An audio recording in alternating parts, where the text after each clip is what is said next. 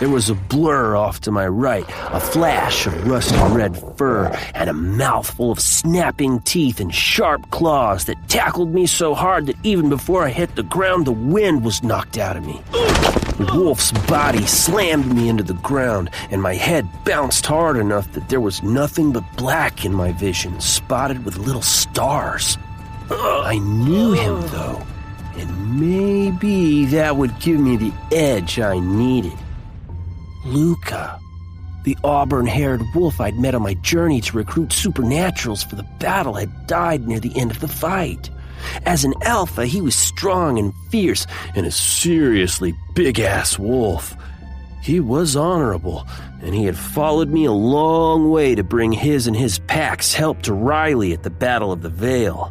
Through it all, he let me lead, even though I was still a submissive. I snarled, though it came out as a wheeze. We were surrounded, which could only mean he'd brought the other wolves here in the realm of the heroes to help stop me. I slammed the palm of my hand into the side of Luca's head. Get off me, you big fuzzy-headed dork! He shifted so fast I could barely see it happen, maybe in part because my vision was still sort of blurred. One second he was a wolf, the next second a big man.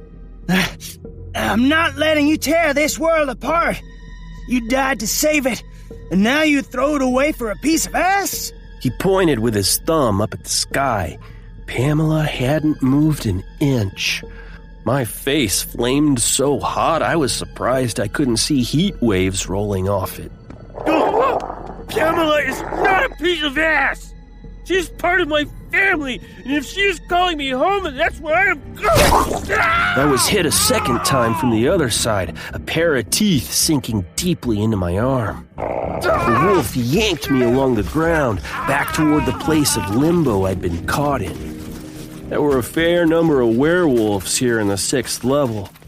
There had been a lot of good ones who died at the Battle of the Veil. A lot of good ones who were now looking at me like I was the enemy. I was jerked to my feet, and Luca pinned my arms behind my back. I twisted to look past him to my friends. To Giselle, Eric, Blaz, and Dox.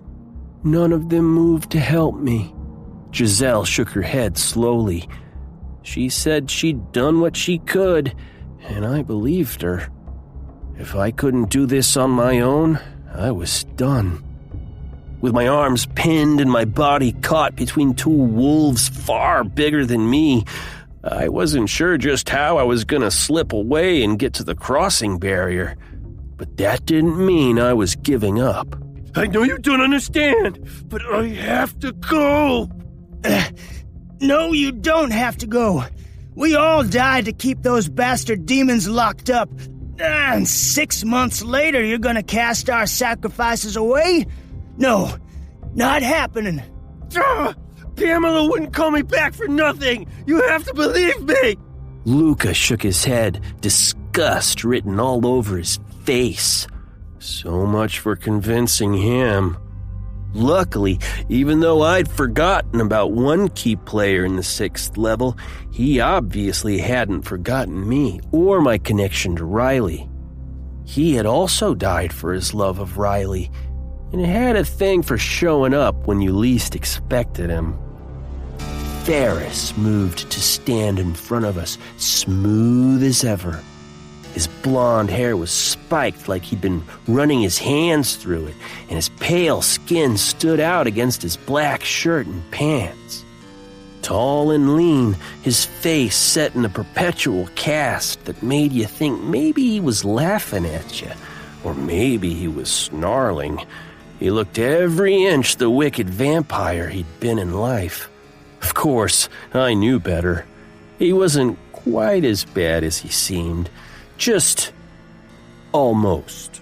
What are you doing with the pup? Ferris motioned at me, his blue eyes narrowing even as he smiled. I would think you wouldn't want to pick on the guy who saved the world.